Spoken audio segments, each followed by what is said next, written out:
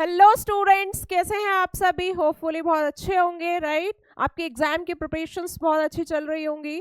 So today what we are going to discuss that is competency based questions. आपके chapter that is control and coordination, right? Life process chapter भी आपका काफी important है और ये chapter भी आपका काफी इंपॉर्टेंट है, राइट?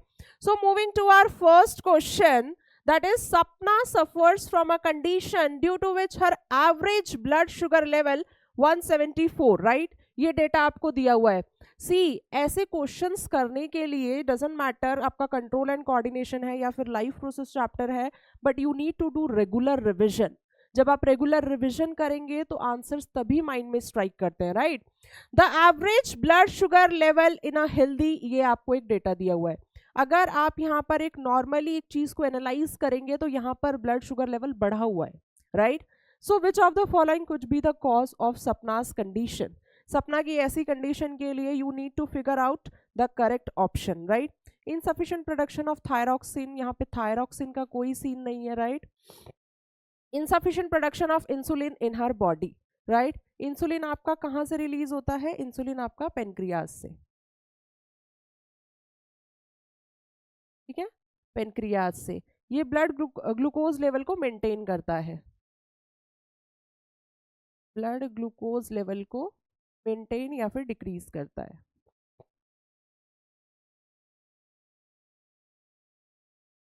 ठीक है? एक्सेस प्रोडक्शन ऑफ थायरॉक्सिन का कोई कंसर्न नहीं है यहाँ पर, because this question is dealing with blood sugar level. Blood sugar level का यहाँ पर पॉइंट पूछा जा रहा है, excess production of insulin. Then auxin is a plant hormone that promotes cell elongation and is produced by apical meristem. ठीक है? Auxin आपका एक फाइटो हार्मोन का एग्जाम्पल है, ठीक है? एक फाइटो हार्मोन का एग्जाम्पल है. By the apical meristem, it inhibits the growth of lateral buds which are present at nodes. ठीक है? आपको नोड्स मैंने आपकी प्रीवियस क्लासेस में बताया था कि लाइक फॉर एन एग्जाम्पल ये कोई भी ब्रांच है तो ये आपकी यहाँ पर ये नोड्स हो गई, ये यहाँ पर आपकी नोड्स हो गई, और बीच में जो ये स्पेस प्रेजेंट होता है इसको बोलते हैं इंटरनोड्स. ठीक है? नोड्स से आपके नई ब्रांचेस, नई बर्ड्स वगैरह आते हैं. Attached to the stem, as long as sufficient oxygen is produced by the apical meristem apex part, ठीक है? apex tip part, the lateral buds remain dormant. ठीक है? वो एपिकल डोमिनेंस को चेक करता है, right? A gardener wants the plant in the hedge that he is growing to become to bushier with more branches. ठीक है? ज्यादा branches से वो मतलब उसको ग्रो कराना चाह रहा है, बिकॉज यहाँ पर लेटरल ब्रांचेस जो है, साइड ब्रांचेस, वो नहीं ग्रो होंगी जब अनटिल एंड अनलेस आप उसके टिप पार्ट्स को कट नहीं करेंगे. Which of the following should he do? Spray water on the tips, पानी स्प्रे करने से कुछ भी नहीं होगा. Dig around the plant roots and apply more manure, इससे भी कुछ नहीं होगा. Trim the hedge by cutting off the tips of the stem. ठीक है? अगर आप कोई भी प्लांट है, अगर आप उसकी ये टॉप मोस्ट पार्ट जहाँ पे ऑक्सीजन की सिंथेसिस हो रही है, अगर आप उसको वो पार्ट कट कर देंगे तो ऑटोमेटिकली लेटरल ब्रांचेस आ जाएंगी. यहाँ से अगर आप इसको कट करेंगे तो लेटरल ब्रांचेस आपकी आ जाएंगे, राइट? तो the answer is C option. अगर आप कभी मतलब करेक्ट आंसर को नहीं जान पा रहे हैं, नहीं फिगर आउट कर पा रहे हैं, तो आप एलिमिनेशन मेथड यूज कर सकते हैं. ठीक है?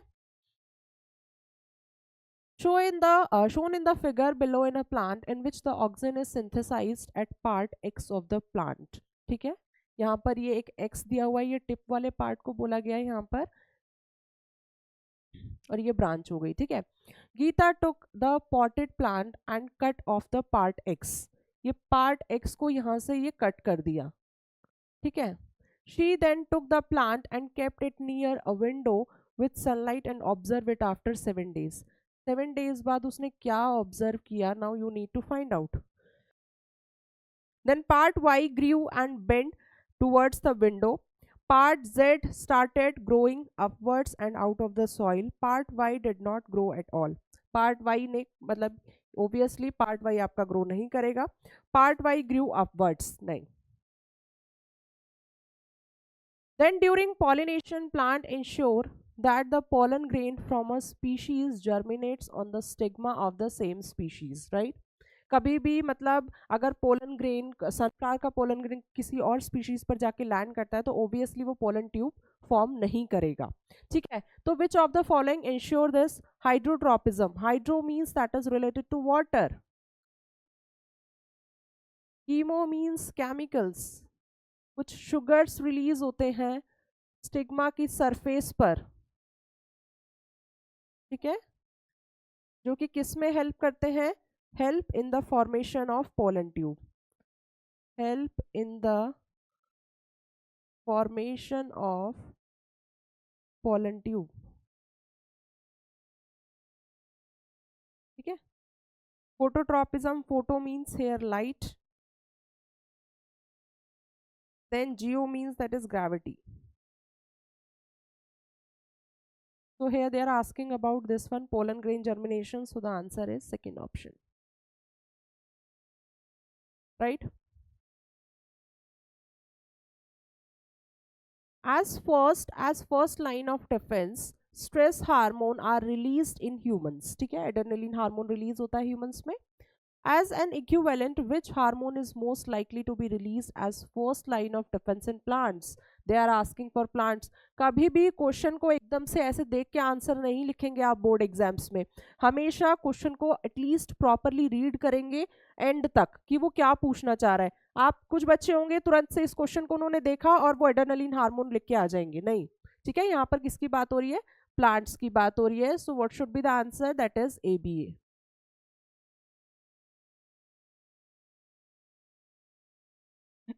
Abscisic acid, right? This one is, that is abscisic acid, ठीक है. ये प्लांट इनहिबिटर है.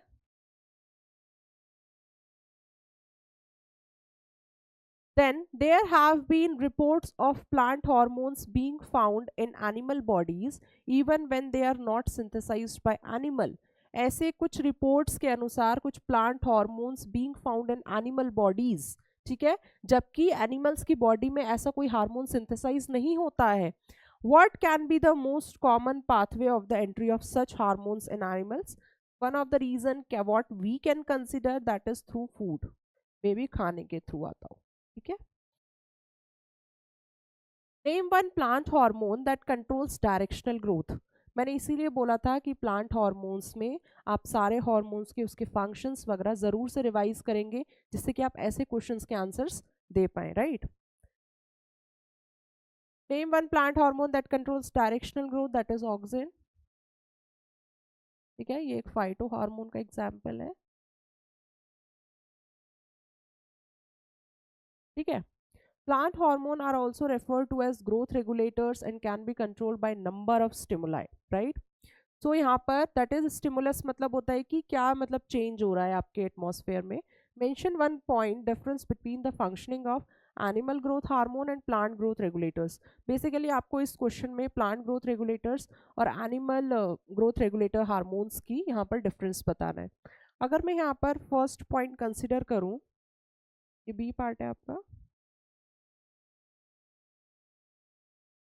ये एनिमल जो आपका ये वाला पॉइंट है ना, that is animal growth hormone. Animal growth hormone doesn't function on the basis of external stimuli.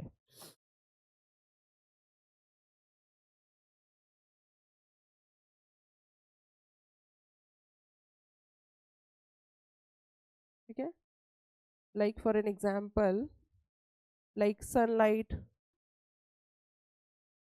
or gravity,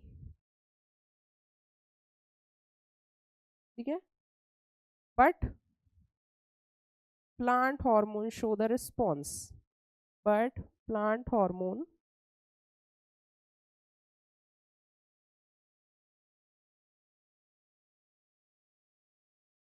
shows the response, right? Then Sheila saw a snake and instantly jumped back, ठीक है.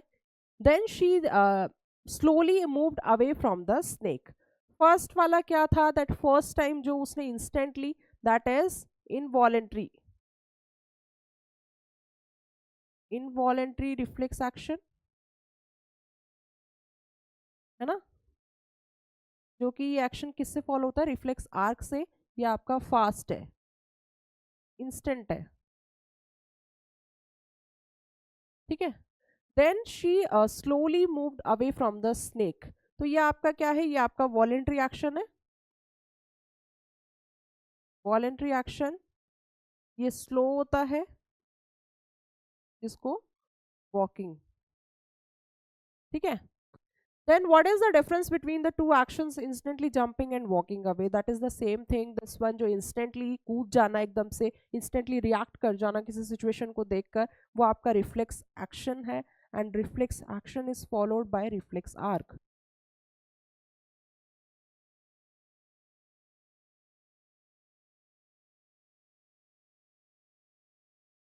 Reflex action is followed by reflex arc, ठीक है, जो pathway आपका follow होता है। जब कभी भी आप चैप्टर्स को जब रिवाइज कर लेते हैं ना, तो हमेशा मतलब अलग अलग तरीके के क्वेश्चंस कीजिए, अलग अलग बुक से बहुत डिफरेंट डिफरेंट क्वेश्चंस होते हैं। आप जब प्रैक्टिस करेंगे ना, तो आप अपनी नॉलेज को भी एनालाइज कर सकते हैं कि हाँ, मैंने ये टॉपिक पढ़ा था, या फिर मैम ने ये टॉपिक पढ़ाया था, और मैं अब इस टॉपिक को इस क्वेश्चन के साथ लिंक कर सकता हूँ। हमेशा कभी भी डायरेक्टली कॉम्पिटेंसी बेस्ड क्वेश्चन का मतलब ही क्या है, the meaning is that is they won't ask directly, मतलब वो कोई भी क्वेश्चन डायरेक्टली नहीं पूछेंगे, ठीक है। अभी जैसे कि अभी हमने देखा ऑक्सिजन रिलेटेड एक क्वेश्चन देखा था, ठीक है। तो उसमें क्या होता है कि कॉम्पिटेंसी का मतलब यही है कि आप कितना अपना प्रैक्टिकल नॉलेज को वहां पर यूज कर रहे हैं, रोट लर्निंग की बजाय जो आप सिर्फ रट के चले जाते हैं। प्लांट हार्मोन्स का फंक्शन तो आपने 2 पॉइंट लिख दिए, या फिर कोई एनिमल हार्मोन्स का फंक्शन आपने वहां पे 2 पॉइंट लिख दिए, नहीं, ऐसा नहीं है, ठीक है। कॉम्पिटेंसी का मतलब यह है कि आप अपना प्रैक्टिकल नॉलेज को कितना वहां पे यूज कर पा रहे हैं, जो प्रेजेंस ऑफ माइंड है वो कितना यूज कर पा रहे हैं। तो क्वेश्चंस को एक बार एनालाइज करेंगे, 30-40% इस बार बोर्ड एग्जाम्स में चांसेस हैं कि आपके कॉम्पिटेंसी बेस्ड क्वेश्चंस आएंगे। वो आपका फिजिक्स, केमिस्ट्री और बायोलॉजी सब में रहेगा। तो आप क्वेश्चंस को बिल्कुल आंखें खोल के अच्छे से रीड करेंगे, then only you will start to write answers. Diagrams की नीड है, डायग्राम्स ड्रॉ करो, पेंसिल यूज करो, लेबलिंग प्रॉपर होनी चाहिए, है ना। पॉइंट्स, आंसर हमेशा पॉइंट्स में, जितना पूछा जा रहा है सिर्फ उतना ही आंसर लिखेंगे, वहां पर स्टोरी नहीं लिखनी है, ठीक है। So that is Hima bought some unique unripe tomatoes and left half of them in the brown paper bag, right? Then the other half in an open tray, ठीक है। कुछ उसने ब्राउन पेपर बैग में डाल दिए और कुछ उसने ओपन ट्रे में रख दिया। After 2 days what she notice that is tomato in the paper bag had ripened. जो कि पेपर बैग में पैक था वो राइपेंड, मतलब वो पक गए हैं, but the ones in the open tray वो नहीं पके हैं। What hormones facilitate the ripening of the tomatoes, that is ethylene. Why did the tomatoes in the paper bag ripened faster? Because ethylene जो है आपका, इथाइलिन जो एक plant hormone है, या आपका एक गैशियस हार्मोन है, राइट। या आपका क्या है, ये एक गैशियस हार्मोन है, ठीक है। और जब आप उसको ऐसे पैक करके रखेंगे टाइटली, अगर आप उसको ऐसे पैक करेंगे, तो वो फिर आगे फर्दर मतलब जा नहीं पाएगा, राइट। तो वो गैस अंदर ही रहेगी, तो फिर कोई भी जो रॉ फ्रूट है या फिर कुछ भी आपने रखा है, वो राइपेंड फास्टर, जितना कि वो खुले में नहीं होता है। बचपन में बच्चों ने बहुत किया होगा, आम वगैरह है या फिर कोई भी कच्चा आम है, आप चावल वगैरह के अंदर उसको रख दो तो वो पक जाते हैं, ठीक है। तो मतलब ये चीज़ बहुत कॉमन है। और अभी बस आपको वो पॉइंट क्या ऐड करना है कि इथाइलिन एक गैशियस हार्मोन है, right. While on a roller coaster ride, Aditya noticed an increase in his heartbeat. उसकी heartbeat बढ़ रही है and his breathing. Which hormone is responsible for the changes in the Aditya's body? ठीक है, यहाँ पर कोई राइड वो मतलब झूला झूल रहा है या जो भी है, ठीक है। उसके बाद यहाँ पर आदित्य ने देखा कि उसकी हार्ट बीट बढ़ रही है, उसकी ब्रीदिंग रेट बढ़ रहा है। अब यहाँ पर they are asking for hormone, तो आपके one pair of adrenal gland से आपका कौन सा हार्मोन रिलीज होता है, that is adrenaline hormone, right. What is that, that is adrenaline hormone. इसको इमरजेंसी हार्मोन भी बोलते हैं, ठीक है। इसको इमरजेंसी हार्मोन भी बोलते हैं, इसको स्ट्रेस हार्मोन भी बोलते हैं। 3F that is flight, fight, fear. डर तो ऑलरेडी लग ही रहा है, या तो आप उससे मतलब फाइट करने की कोशिश करेंगे, otherwise you will try to just escape out from that particular situation, right. So ये एड्रेनलिन हार्मोन जब बॉडी में रिलीज होता है तो होता क्या है कि ये हार्ट बीट को बढ़ा देता है, ब्रीदिंग रेट को बढ़ा देता है, ठीक है। हार्ट बीट हो गया, उसके बाद आपकी ब्रीदिंग रेट हो गई, प्यूपिल्स को डायलेट कर देना, ये सब बढ़ा देता है, जिससे कि उस पर्टिकुलर सिचुएशन में आपकी बॉडी उस टाइम के लिए एटलीस्ट सरवाइव कर सके। अगर वो हार्ट रेट बढ़ने का क्या है कि मतलब बॉडी में ब्लड की सप्लाई एफिशिएंटली हो सके, ठीक है। ब्रीदिंग रेट, बॉडी को उस टाइम पर ऑक्सीजन की नीड बढ़ जाती है।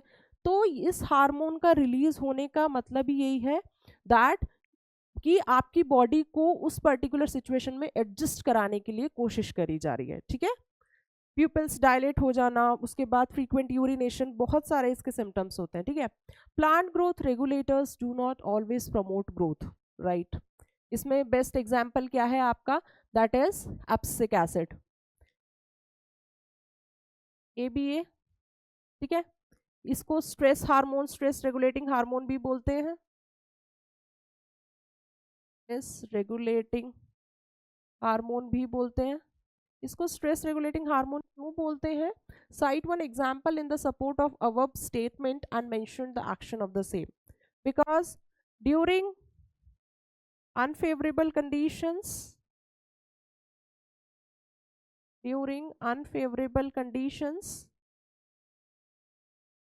this हार्मोन ये ग्रोथ इनहिबिटर है, ठीक है। ABA आपका जो है ग्रोथ इनहिबिटर है। This hormone help to close the stomatal pore, ठीक है, in order to prevent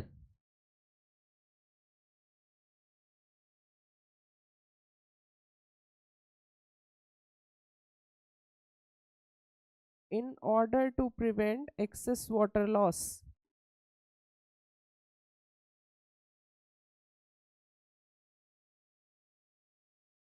ठीक है।